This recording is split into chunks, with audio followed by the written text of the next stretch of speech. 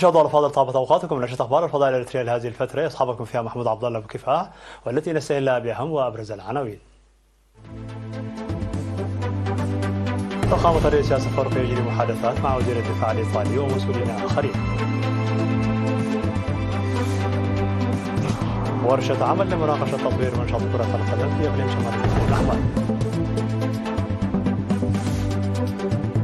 الاتحاد الوطني للشباب والطلبة يعمل على تعزيز أنشطة طلاب المرحلة الثانوية.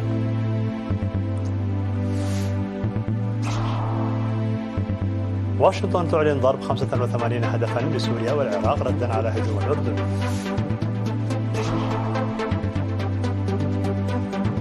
الشرطة الباكستانية تعلن عن انفجار أمام مكتب هيئة الانتخابات في كراتشي. عمال النقل في 80 مدينة ألمانية يبدأون اضطرابا عن العمل.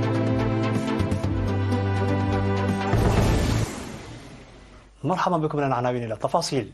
أجرى فخامة الرئيس ياسر الأفورقي والوفد المرافق له مواصلة للقاءات التي ظل يعقدها مع السلطات الإيطالية، أجرى محادثات مع وزير الدفاع الإيطالي ومسؤولين آخرين في الحكومة الإيطالية ورؤساء المؤسسات والشركات الإيطالية في الأول والثاني من فبراير. وخلال اجتماعه مع وزير الدفاع الإيطالي غودو كوريسيتو في مبنى وزارة الدفاع في الثاني من فبراير، أكد الرئيس ياسر استعداد إريتريا للانخراط في تعاون ثنائي مع إيطاليا على أساس الشراكة والمساواة من أجل تحقيق المصالح العامة. من جانبه أشار الوزير غودو كوروسيتو إلى رغبة الجانبين للتعاون التنموي على أساس العلاقات التاريخية القوية بين البلدين، وقال أن إريتريا هي الدولة المسالمة والمستقرة الوحيدة في المنطقة التي تتمتع بجيش قوي، ولأن مشكلة البحر الأحمر تؤثر أيضا بشكل مباشر على البحر الأبيض المتوسط، فنحن على استعداد لتطوير التعاون الثنائي في هذا الصدد. كما التقى فخامة الرئيس ياسر الأفورقي والوفد المرافق له في الأول من فبراير بالمدراء التنفيذيين لمؤسسة الفيتور الناشطة في القطاع السياحي، وأوضح فخامته في مراسم اللقاء بأن إريتريا غنية بالثروات السياحية، مشيرا إلى أنها تمتلك أكثر من 1200 كيلومتر من الشواطئ البحرية وأيضا أكثر من 300 جزيرة، إلا أن هذا القطاع لم يتطور كما ينبغي، موصيا في الوقت ذاته مسؤولي المؤسسة لزيارة أسمرة بهدف مناقشة سبل العمل المشترك بالتفاهم مع الخبراء الإريتريين وإعداد وتوقيع مذكرة تفاهم مشتركة.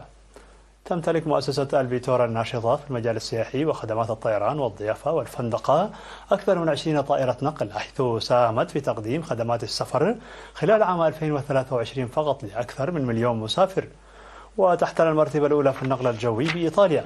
وفي ذات السياق تجول الوفد الإريتري في الثاني من فبراير بمدينة فيتريبو التي تبعد 70 كيلومترا من العاصمة روما، وتفقد مصنع إنتاج النفايات الصلبة واستمع إلى تفاصيل المصنع من المدراء التنفيذيين للمصنع هذا. ويستقبل هذا المصنع سنويا 230 ألف طن من النفايات ويحولها إلى أسمدة ووقود سائل وغيرها، مما يسهم بذلك في مكافحة تلوث المياه والبيئة حسب إفادة مدراء المصنع.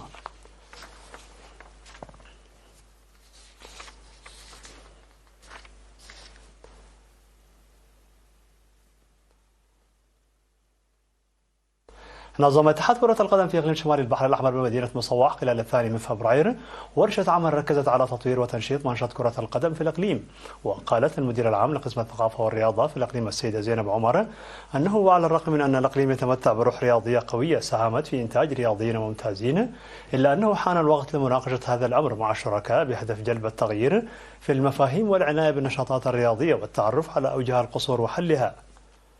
وقدمت في الورشة أوراق تبحث عن الإدارة الفنية والتنظيم لأنشطة كرة القدم الإريترية وفلسفة الاتحاد الإريتري لكرة القدم وتطوير كرة القدم لدى الأطفال والشابات وصياغ كرة القدم بطابع جماهيري وإدارتها، وكذلك بناء كرة القدم والأندية.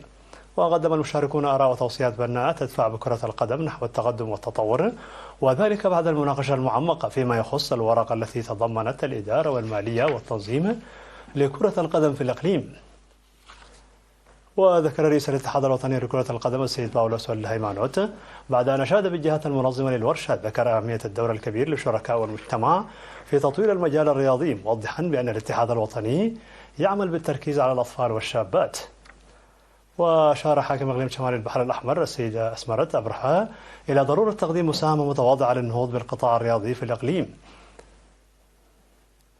كما يجب أن يتخذ النشاط طابعا شعبيا، موصية فرع الرياضة للعمل بالتنسيق مع المديريات ونشر الأنشطة الرياضية إلى أدنى مستوى لها، وكذا العمل الجاد لتعزيز الدخل الرياضي. هذا وقد شهدت المناسبة توزيع شهادات تقديرية للمساهمين بفعالية في إنجاح النشاطات الرياضية.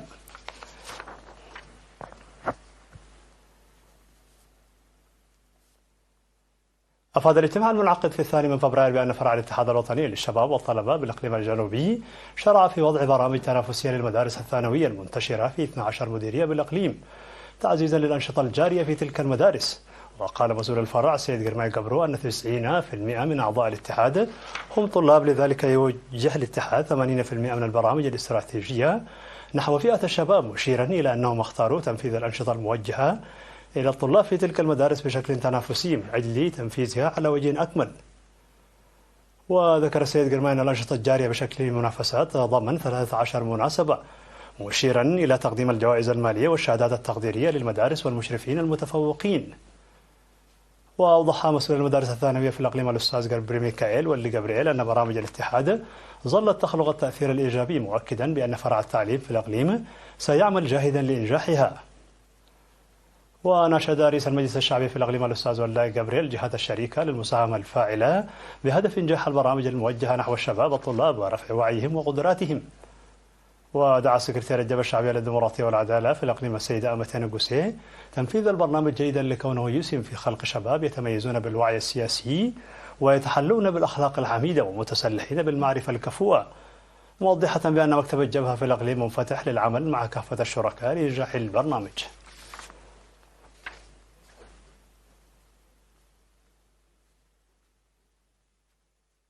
نظم الاتحاد الوطني للمرأة دورة تدريبية ل 46 امرأة من جميع أنحاء البلاد تركزت حول فوائد حليب الأم والطهي للأطفال الذين تتراوح أعمارهم بين 6 أشهر إلى 2 سنين. وأجرى التدريب الذي نظم في العاصمة أسمراء واستمر لمدة أسبوع أعضاء من وزارات الصحة والزراعة والموارد البحرية. وفي الحفل الختامي الذي جرى في 2 فبراير أوضح بأن التدريب يهدف إلى تمكين الأمهات من إعداد وجبات متناسبة في المنزل لأطفالهن بطريقة أسهل وتعزيز معرفتهن بفوائد حليب الأم. وقالت رئيسة قسم الخدمات الاجتماعية والاقتصادية في الاتحاد الوطني للمرأة السيدة سنايت محاري أنه من المقرر إجراء التدريب على الصعيد الوطني، ودعت المتدربات إلى التفاني والإخلاص. وقالت المتدربات أن التدريب سيعزز معرفتهن بغذاء الأطفال وتغذيتهن، مشيرات إلى توصيل المعارف إلى غالبية النساء. وشددت رئيسة الاتحاد السيدة خاتس ميكائيل على أهمية التدريب، وحثت المتدربات على نقل المعرفة المكتسبة إلى النساء في مناطقهن.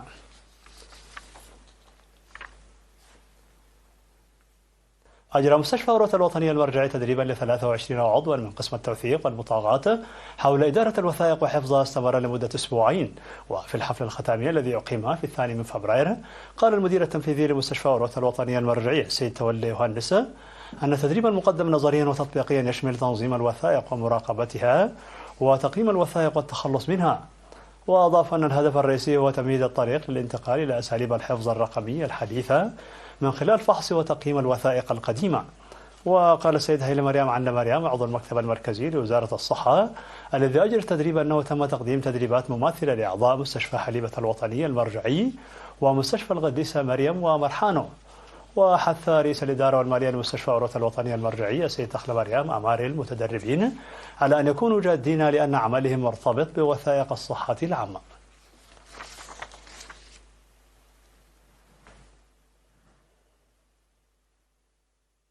مشاهدينا الأفاضل، كانت هذه الأخبار الداخلية. فاصل قصير ونوافيكم بالأخبار العالمية، فابقوا معنا.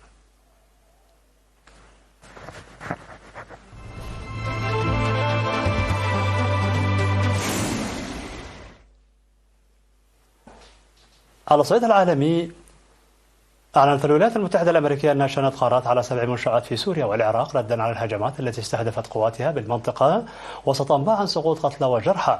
وقال الرئيس الأمريكي أن المنشآت المستهدفة يستخدمها ميليشيات تابعة لإيران لمهاجمة القوات الأمريكية، مضيفا أن ردنا الذي بدأ اليوم سيستمر في الأوقات والأماكن التي نختارها، وذلك في أعقاب الهجوم الذي وقع في الأردن الأحد الماضي وأسفر عن مقتل 3 جنود أمريكيين.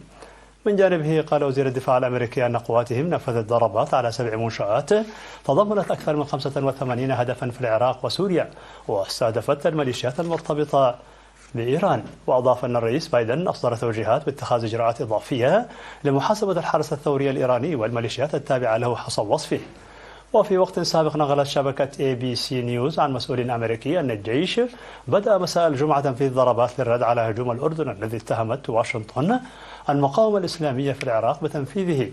وأعلنت أن الضربات نفذت بطائرات انطلقت من الولايات المتحدة ضمت قاذفات بعيدة المدى، مشيرة إلى استخدام أكثر من 125 قذيفة دقيقة التوجيه. وأضافت أن المنشآت المستهدفة هي مراكز قيادة وتحكم وتجسس ومواقع تخزين صواريخ ومسيرات. أعلنت السلطات الباكستانية وقوع انفجار أمام مكتب هيئة الانتخابات في مدينة كراتشي كبرى مدن باكستان. ونقلت شبكة تلفزيون ARY نيوز الإخبارية الباكستانية عن كبير مفتش الشرطة بالمنطقة ساجد سادوزاي قوله أنه تم استدعاء فريق مخابراء المفرقعات إلى موقع الانفجار لتقييم كثافة وطبيعة الانفجار، وأن المادة المتفجرة كانت موضوعة داخل حقيبة تسوق بجانب جدار مكتب هيئة الانتخابات بالمنطقة الحمراء في كراتشي. وأضاف مسؤول الشرطة أنه تم إحاطة هيئة الانتخابات علما بهذا الانفجار، وأنها طلبت من الشرطة تقديم تقرير فوري بشأن الانفجار. من جانبهم قال خبراء المفرقعات بأنهم أصدروا تقريرا مبدئيا يشير إلى أن الانفجار ناجم عن قنبلة محلية الصنع وتحتوي على حوالي 400 جرام من المتفجرات، وأنه تم اكتشاف جهاز توقيت وبطارية 12 فولت في موقع الانفجار. ولم ترد التقارير حتى الآن تشير إلى وقوع خسائر بشرية من جراء هذا الانفجار. تجري الإشارة إلى أن هذا الانفجار وقع في باكستان قبل الانتخابات العامة المقرر إجراؤها يوم 8 من شهر فبراير لانتخاب أعضاء المجلس التشريعي هناك. تم إلقاء سير الحافلات المحلية وترام وقطارات الأنفاق في 80 مدينة بجميع أنحاء ألمانيا اليوم، بالإضافة إلى اضطرابات في مطار هامبورغ على خلفية الإضراب الذي أدى إلى إسقاط طائرات أمس. ترك موظفو النقل وظائفهم في ثالث إضراب متعلق بالنقل في البلاد خلال أسبوعين. وسيتأثر المسافرون بطرق مختلفة اعتمادا على المدينة التي يتواجدون فيها. وفي برلين توقف العاملون في هيئة النقل المحلية عن العمل حتى الساعة 10 صباحا. وفي هامبورغ وكولونيا وهانوفر وأماكن أخرى كان من المقرر أن يستمر الإضراب طوال اليوم.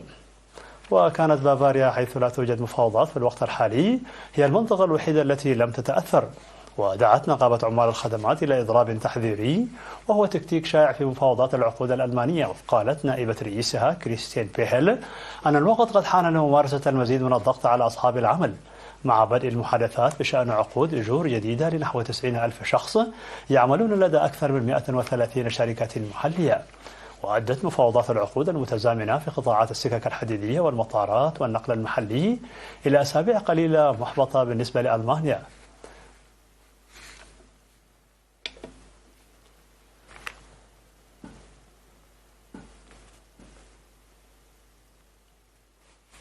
في نهاية النشرة لكم تذكير بأبرز ما جاء فيها من عناوين.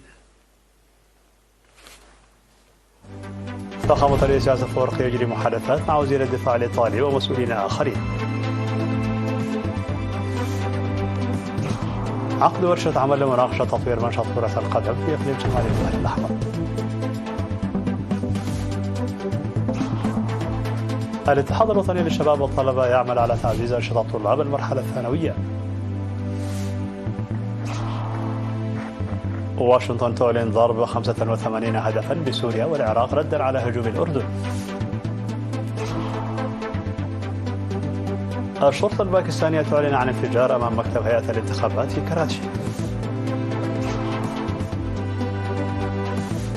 عمال النقل في 80 مدينة ألمانية يبدأون إضرابا عن العمل.